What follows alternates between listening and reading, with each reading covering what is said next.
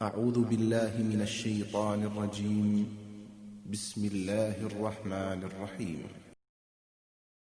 أعوذ بالله السميع العليم من الشيطان اللعين الرجيم بسم الله الرحمن الرحيم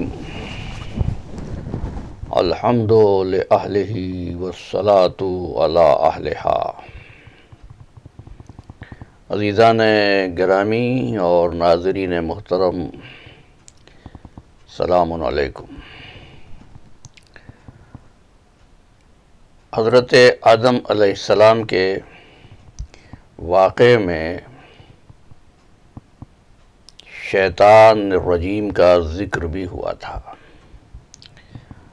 اور یہ اتنا اہم عنوان ہے کہ میں نے محسوس کیا کہ اس پر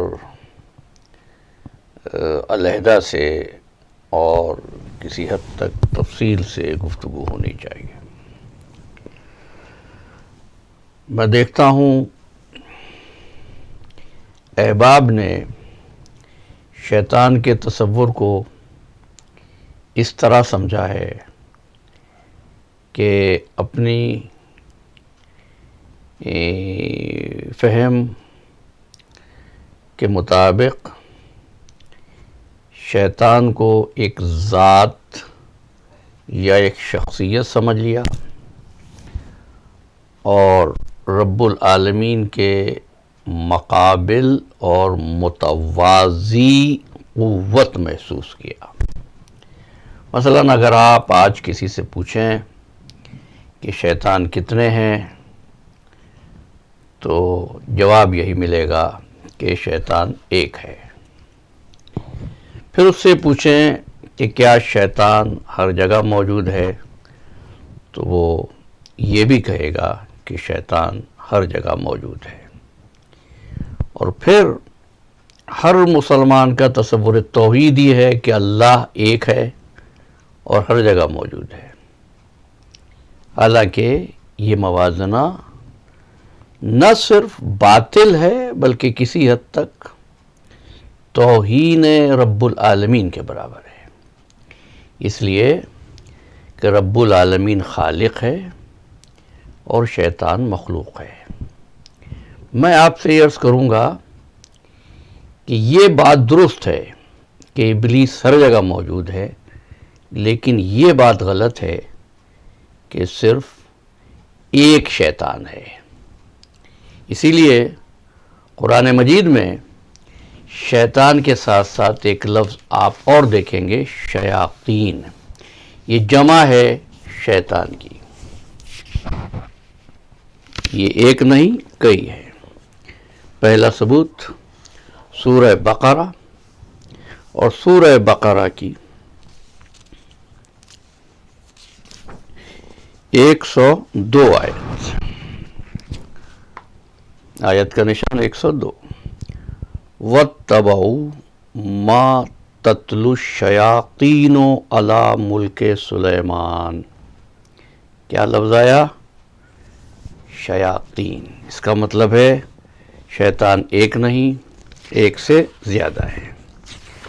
دوسرا مقام سورہ مبارکہ انعام، یہ چھٹا سورہ قرآن مجید کا اور اس کی 112ویں آیت. وَكَذَلِكَ جَعَلْنَا لِكُلِّ نَبِيٍّ عَدُوًّا شَيَاطِينَ الْإِنسِ وَالْجِنِّ. ہم نے جنوں اور انسانوں کے شیاطین کو ہر نبی کا دشمن بنایا. یوحی بعضهم الی بعض. یہ صرف شیطان ہی نہیں ہے، زیادہ ہی نہیں ہے، ان کا نیٹ ورک ایسا ہے. یوحی بعضهم الی بعض، یہ دوسروں کو بعض شیطانوں کو پیغامات بھیجتے رہتے ہیں، وہی کرتے رہتے ہیں. یہ ہے تصور کہ شیطان ایک نہیں، شیطان ایک سے زیادہ ہیں، صرف جنات میں نہیں ہیں، انسانوں میں بھی ہیں. اور سورہ والناس کی آیت کو میں نے بار بار اپنی گفتگو میں کوٹ کیا تھا، من الجنت والناس. ہر مقام پر آپ کو شیطان ملے گا، انسانوں میں بھی ملے گا، جنات میں بھی ملے گا. اب 3 سوال ہیں جس پر بات کرنا ہے مجھے. پہلا سوال، شیطان کی ڈیفینیشن کیا ہے؟ دوسرا سوال، شیطان کا عقیدہ کیا ہے، یا کہہ لیجئے شیطان کی خصوصیات کیا ہیں؟ اور تیسرا سوال، شیطان کا طریقہ واردات کیا ہے؟ آج کی گفتگو میں فقط ابتدائی 2 سوال، اگلی نشست میں تیسرا سوال، شیطان کے حربے اور شیطان کا طریقہ واردات. پہلا سوال یہ ہے کہ شیطان کی تعریف کیا ہے، ڈیفینیشن کیا ہے؟ جب رب العالمین نے حکم دیا کہ آدم کو سجدہ کرو، تمام فرشتوں نے سجدہ کیا اور ایک ان میں اکڑ گیا. جو اکڑ گیا وہ فرشتوں کی صحبت میں بیٹھنے کے باوجود شیطان کہلایا. اب شیطان کی تعریف یہ ہے، ہر وہ قوت، ہر وہ ذات، ہر وہ شخص یا ہر وہ وجود جو حکم الہی کو ماننے سے انکار کرے اور ارشاد وحی کے سامنے سرکشی اور بغاوت پر آمادہ ہو جائے، اس کو شیطان کہتے ہیں. یہ قوت جہاں بھی ملے، اگر یہ کرتی نظر آئے وحی کی مخالفت، حکم الہی سے بغاوت، سرکشی، وہ شیطان ہے.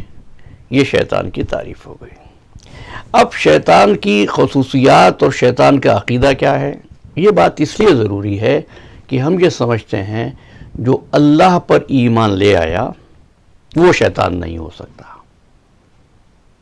لیکن قرآن مجید اس تصور کی، اس تعریف کی مخالفت کرتا ہے.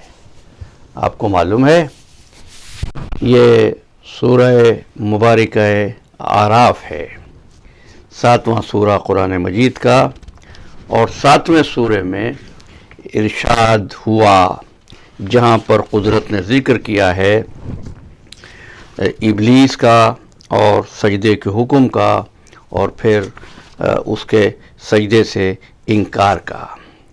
تو اس نے ایک بات کہی ہے، ابلیس نے کیا بات کہی ہے؟ قال انظرنی الی یوم یبعثون، پروردگار مجھے مہلت دے اس دن تک جس روز لوگ دوبارہ اٹھائے جائیں گے. کس سے مہلت مانگ رہا ہے؟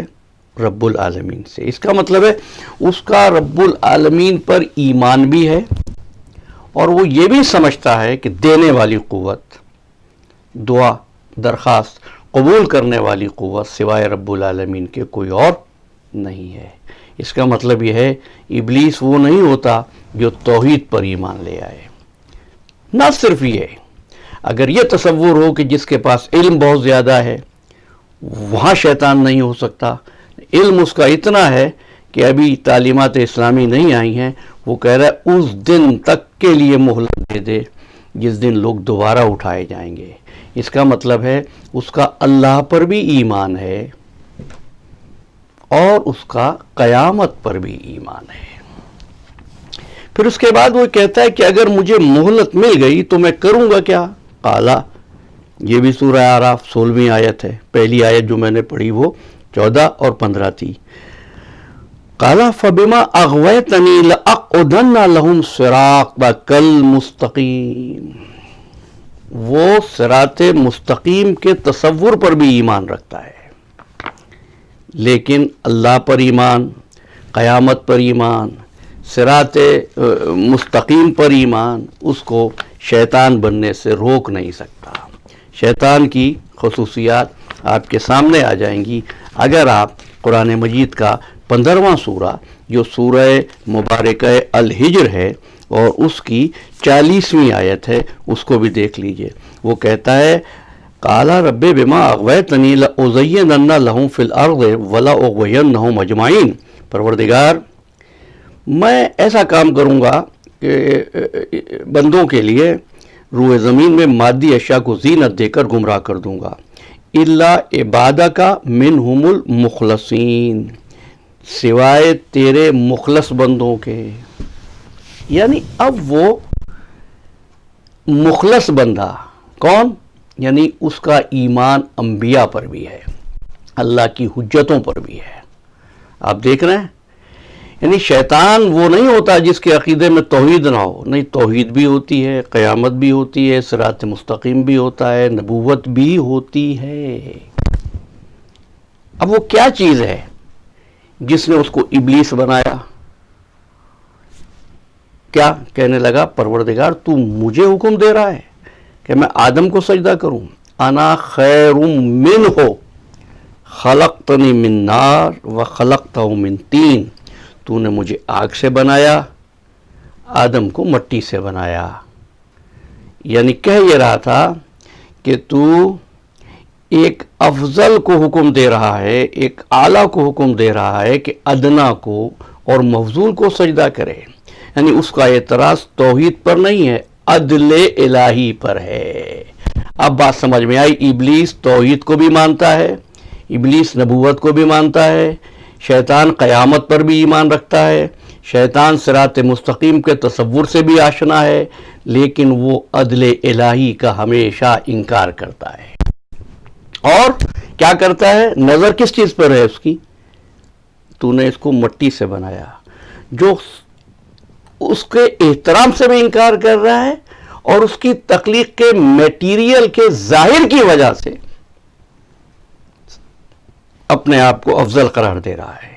یعنی جس کی نظر اللہ کی حجت کے میٹیریل پر ہو اور وہ ایسی غلط فہمی میں مبتلا ہو جائے، یا خود کو اس سے افضل سمجھنے لگے یا اس کو اپنے جیسا سمجھنے لگے اور پھر عدل الہی کا انکار کرے، یہ ابلیس کے پہچاننے کے طریقے، صفات اور خصوصیات ہیں. اگلی نشست میں انشاءاللہ شیطان کے طریقہ واردات پر گفتگو کریں گے. اجازت چاہتا ہوں. وما علینا الا البلاغ.